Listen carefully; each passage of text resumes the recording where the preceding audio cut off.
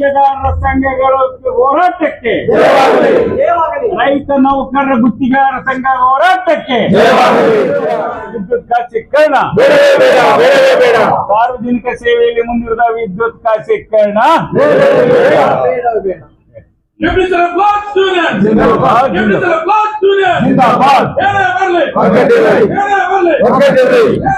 KPTCL ಖಾಸಗೀಕರಣಕ್ಕೆ ಸಂಘಟನೆಗಳ ಹೋರಾಟ, ರಾಜ್ಯ ಸರ್ಕಾರಕ್ಕೆ ಮನವಿ. ಕರ್ನಾಟಕ ವಿದ್ಯುತ್ ಗುತ್ತಿಗೆದಾರರ ಸಂಘದ ಮುಖಂಡರುಗಳಾದ ಡಾ.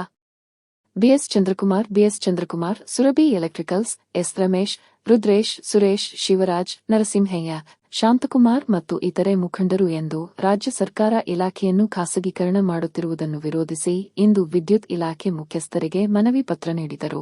ಇದೇ ಸಂದರ್ಭದಲ್ಲಿ ಸಂಘದ ಉಪಾಧ್ಯಕ್ಷರಾದ ಬಿವಿ ನರಸಿಂಹಯ್ಯ ಮತ್ತು ಇತರೆ ಮುಖ ಸುದ್ದಿಗಾರರು ಮಾತನಾಡಿದರು. ನಮ್ಮ ಘನ ಸರ್ಕಾರ ಖಾಸಗೀಕರಣಕ್ಕೆ ಹೊರಟಿದೆ. ಖಂಡಿತವಾಗ್ಲೂ ಇದು ಖಂಡನೀಯ ವಿಚಾರ. ಯಾಕೆಂದ್ರೆ ಇವತ್ತಿನ ದಿವಸ ನಮ್ಮ ರೈತರು ಈ ದೇಶದ ಬೆನ್ನೆಲುಬು ಅಂತ ಒಂದು ಕಡೆ ಹೇಳ್ತಾರೆ, ಅದೇ ರೀತಿ ಇನ್ನೊಂದು ಕಡೆ ಹೇಳ್ತಾರೆ ಕೆಲವರು ಕೆಡಿಬಿ ರಾತ್ರಿ ಆಗಲು ನಿದ್ದೆ ಕೊಡ್ತಾ ಇಲ್ಲ, ಎಲ್ಲಾ ಜಮೀನು ಕಬಳಿಸುವಂತ ಕೆಲಸನ ನಮ್ಮ ಈ ಸರ್ಕಾರ ಕೆಡಿಬಿ ಅಧಿಕಾರಿಗಳು ಹಾಗೂ ಕೆಡಿಬಿ ಮಿನಿಸ್ಟರ್ ಮಾಡ್ತಾ ಇದ್ದಾರೆ. ಇದಕ್ಕೆ ಸತ್ಯವಾಗಲೂ ನಮ್ಮ ಈ ಘನ ಸರ್ಕಾರ ಈಗ ತಾನೇ ಮಾನ್ಯ ನೂತನವಾಗಿ ಆಯ್ಕೆಗೊಂಡಿರ್ತಕ್ಕಂಥ ನಮ್ಮ ಡಿ.ಕೆ. ಶಿವಕುಮಾರ್ ಸಾಹೇಬರು ಅವರು ಸಹ ರೈತರ ಮಕ್ಕಳು ಅನ್ನೋದ ಮರಿಬಾರದು. ಯಾಕೆಂದ್ರೆ ಇಲ್ಲಿ ಎಲ್ಲರೂ ರೈತರೇ ಇರೋದು. ಇವತ್ತಿನ ದಿವಸ ನೀವು ಕರೆಂಟು ಸಹ ಪ್ರೈವೇಟ್ ಏಜೆನ್ಸಿ ಕೊಟ್ರೆ ಸ್ವಾಮಿ, ಇವತ್ತಿನ ದಿವಸ ಎಲ್ಲಾ ಪ್ರೈವೇಟ್ ಅಂತ ಹೋದ್ರೆ ಮುಖ್ಯಮಂತ್ರಿಗಳು ಬೇಕು, ಗ್ರಾಮ ಪಂಚಾಯತಿ ಏನಕ್ಕೆ ಬೇಕು, ತಾಲೂಕ್ ಪಂಚಾಯತಿ ಏನಕ್ಕೆ ಬೇಕು, ಇವೆಲ್ಲ ಬೇಕಾಗಿರಲಿಲ್ಲ.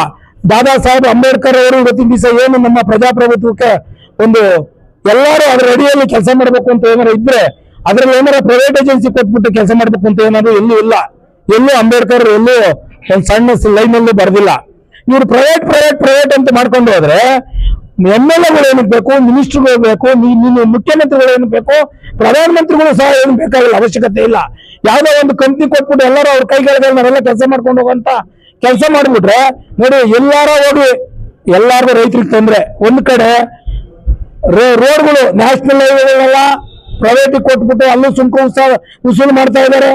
ಎಷ್ಟು ಒಂದಲ್ಲ ಎರಡಲ್ಲ 30 ಕಿಲೋಮೀಟರ್ ಒಂದೊಂದು ಸುಂಕ ವಸೂಲಾತಿ ಮಾಡ್ತಾ ಇದ್ದಾರೆ ಇವತ್ತಿನ ದಿವಸ. ಏನ್ ಮತ್ತೆ ಜನಗಳಿಗೆ ನಿರ್ಭಯವಾಗಿ ಬದುಕೋಕ್ಕೂ ಸಹ ಈ ಸರ್ಕಾರದವ್ರು ಬಿಡ್ತಾ ಇಲ್ಲ. ಮಾನ್ಯ ಮುಖ್ಯಮಂತ್ರಿಗಳು ಇವತ್ತಿನ ದಿವಸ ಮಾಧ್ಯಮದ ಮುಖಾಂತರ ಏನ್ ಕೇಳ್ಕೊಂತ ಇದ್ವಿ, ಇವತ್ತು ನಮ್ಮ ರೈತ ಮುಖಂಡರು ತಾನೆ ಇವಾಗ ತಾನೆ ಮಾತಾಡಿರೋ. ಖಂಡಿತವಾಗ್ಲೂ ಅವ್ರು ಮಾತಾಡ್ತಾ ಇರೋದು 7 ಲಕ್ಷದಿಂದ 15 ಲಕ್ಷ ಅಪ್ಲಿಕೇಶನ್ ಏನು ಇವತ್ತು ಪ್ರೈವೇಟ್ ಏಜೆನ್ಸಿಗೆ ಬೇಡ ಅನ್ನೋದು ಅಪ್ಲಿಕೇಶನ್ ನೋಡಿ ಇಲ್ಲೇ ಇದೆ. ಆ ಅಪ್ಲಿಕೇಶನ್ ನೋಡಿ ಎಲ್ಲ ಏನಕ್ ಮಾಡ್ತಾರೆ ಅಂತ ಅಂದ್ರೆ ಇವತ್ತಿನ ದಿವಸ ಫುಲ್ ಎಲ್ಲ ಆಲ್ ಬೆಸ್ಕಾಂನವರು ಲೈನು ಕೇಬಲ್ ಎಲ್ಲ ಮಾಡಿ ಬಿಟ್ಟಿದ್ದಾರೆ. ಇವ ನಿರ್ಭಯವಾಗಿ ಕರೆಂಟ್ ಬರ್ತಾ ಇದೆ, ಎಲ್ಲ ಬರ್ತಾ ಇದೆ. ರೈತರು ಸಹ ಇವತ್ತಿನ ದಿವಸ 7 ಅವರ್ ಕೊಡ್ತಾರೋ, 3 ಅವರ್ ಕೊಡ್ತಾರೋ, 4 ಅವರ್ ಕೊಡ್ತಾರೋ, ಅದರಲ್ಲಿ ಬೆಳೆ ಬೆಳೆದು ನಮ್ಮ ಎಲ್ಲಿ ನಗರಗಳಿಗೆ ಸರಬರಾಜು ಮಾಡ್ತಾ ಇದ್ದಾರೆ. ಅದೇ ರೀತಿ ನಮ್ಮ ರೈತ ಸಂಘ ನಾಯಕರು ಮಾತಾಡಿರಲ್ಲ, ಫಾರಿನ್ದು ಸಹ ಕಳಿಸ್ತಾ ಇದ್ದಾರೆ. ಈ ಕೆಲಸ ಬರ್ತಾ ಇರಬೇಕಂತ ರೀತಿಯಲ್ಲಿ ನಮ್ಮ ವಿದ್ಯುತ್ ಶಕ್ತಿನ ಬೇರೆಯವ್ರಿಗೆ ಕೊಟ್ಟು ಅವ್ರು ಹೇಳ್ದಂಗೆ ನಾವು ಕೇಳ್ಕೊಂಡಿದ್ರೆ ನಮ್ಮ ರೈತರಿಗೂ ಒಳ್ಳೆಯದಾಗಲ್ಲ, ಗ್ರಾಹಕರಿಗೂ ಒಳ್ಳೆಯದಾಗಲ್ಲ. ಸುಮಾರು ಲಕ್ಷಾಂತರ ಜನ ಇಂಡಸ್ಟ್ರಿಯಲಿಸ್ಟ್ ಇದ್ದಾರೆ. ಇವತ್ತಿನ ನಮ್ಮ ಪೀಣ್ಯ ಭಾಗದಲ್ಲಿ ಏಷ್ಯಾ ಖಂಡದಲ್ಲಿ ಅತಿ ಹೆಚ್ಚು ದೊಡ್ಡ ಇಂಡಸ್ಟ್ರಿಯಲ್ ಟೌನ್ ಇದೆ. ಆ ಟೌನ್ನವರು ಸಹ ಇವತ್ತಿನ ದಿವಸ ಇವ್ರಿಗೂ ಅವ್ರು ಮನ್ಸಿಗೆ ಬಂದಂಗೆ ಮಾಡ್ಕೊಂಡು ಹೋಗ್ತಾರೆ. ಬೇಕಾಗಿ ರೇಟ್ ಜಾಸ್ತಿ ಮಾಡ್ತಾರೆ. ಅವ್ರು ಯಾವ ಅಧೀನದಲ್ಲೇ ಇರೋಲ್ಲ. ನಾವು ಇವತ್ತೇನು ಬಂದಿದ್ವಿ KRCಗೆ ಅಂದ್ರೆ KRCಗೆ ಬಂದಿದೀವಿ ಅಂದ್ರೆ ಅವ್ರ ಅಧೀನದಲ್ಲಿ ನಮ್ಮ ಆಲ್ ಎಸ್ಕಾಮ್ಸ್ ಕೆಲಸ ಮಾಡ್ತಾರೆ. ಫಸ್ಟ್ ಅವ್ರಿಗೆ ಲೆಟರ್ ಕೊಟ್ಬಿಟ್ರೆ ಅಟ್ಲೀಸ್ಟ್ ಏನಾರ ಒಂದು ಕಾನೂನುಬದ್ಧ ಹೋರಾಟ ಮಾಡೋಕ್ಕೂ ಸರಿಯಾಗುತ್ತೆ.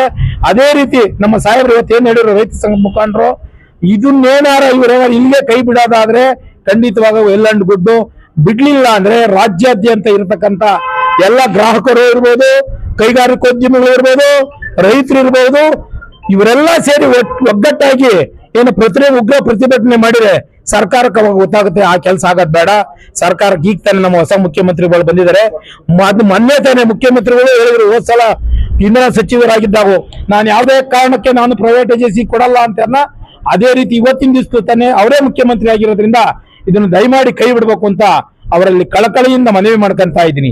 ಜೈ ಹಿಂದ್, ಜೈ ಕರ್ನಾಟಕ, ಜೈ ಕಿಸಾನ್. ಕರ್ನಾಟಕ ರಾಜ್ಯ ಅನುಮತಿ ಪಡೆದ ವಿದ್ಯುತ್ ಗುತ್ತಿಗೆದಾರರ ಹೌಸಿಂಗ್ ಕೋಆಪರೇಟಿವ್ ಸೊಸೈಟಿಯ ಉಪಾಧ್ಯಕ್ಷರು BS ಚಂದ್ರಕುಮಾರ್, ಸುರಭಿ ಎಲೆಕ್ಟ್ರಿಕಲ್ ಮಾತಾಡ್ತಿರೋದು. ಈ ಒಂದು ಪ್ರೈವೇಟೈಸೇಷನ್ ಅಂತ ಏನ್ ಮಾಡಕ್ ಹೊರಟಿದ್ದಾರೆ, ಇದನ್ನ ಏನಾದ್ರು ಮಾಡ್ತು ಅಂತ ಅಂದ್ರೆ ನಾವು ಉಗ್ರ ಹೋರಾಟ ಮಾಡ್ಬೇಕಾಗುತ್ತೆ.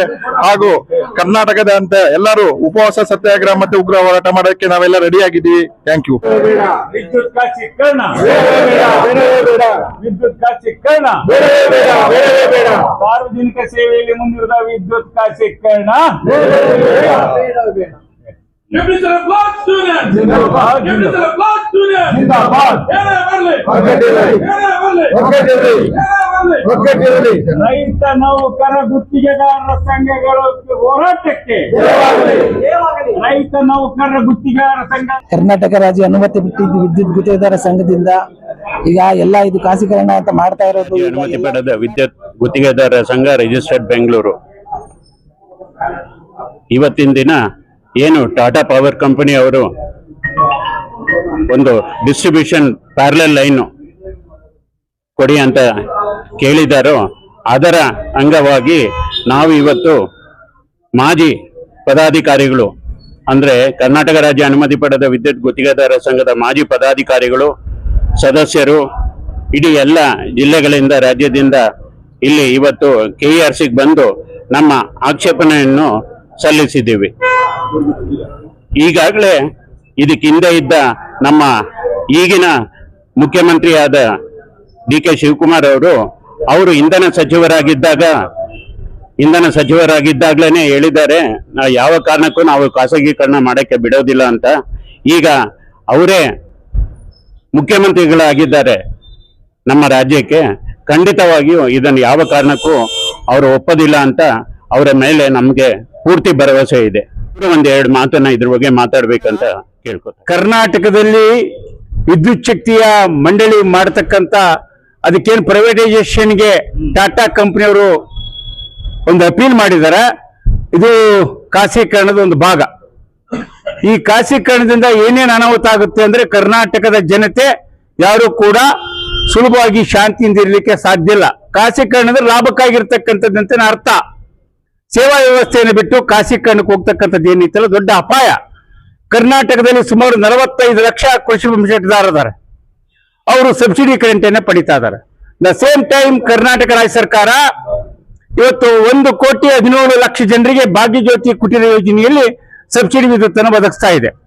ಇಂತಹ ವಿಶಿಷ್ಟ ಸಂದರ್ಭದಲ್ಲಿ ಖಾಸಗೀಕರಣಗೊಳಿಸ್ತಕ್ಕಂಥದ್ದು ಏನೈತಲ್ಲ ಇದು ಇಡೀ ಸಮಗ್ರವಾಗಿ ಗ್ರಾಹಕರಿಗೆ, ಬಡವರಿಗೆ, ರೈತರಿಗೆ ಆಪತ್ತು ತರ್ತಕ್ಕಂಥ ವಿಷಯ.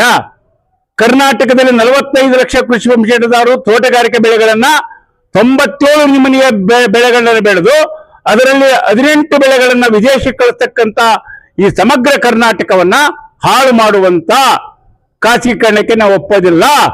ಮುಂದೆ ರೈತರು, ಗುತ್ತಿಗೆದಾರರು, ವಿದ್ಯುತ್ ಇಲಾಖೆ ನೌಕರರು, ಸಮಗ್ರಾಹಕರು ಸೇರಿದಂತೆ ಕೋಟ್ಯಾಂತರ ಜನ ಬೀದಿಗಳು ಇದನ್ನ ಪ್ರತಿಭಟಿಸ್ತಕ್ಕಂಥ ಸನ್ನಿವೇಶ ತರ್ಕಬೇಡಿ. ಕ್ರಮ ಮುಂದುವರಿಸಿದ್ರೆ ಇಡೀ ಕರ್ನಾಟಕದಲ್ಲಿ ಸಮಸ್ತ ಜನ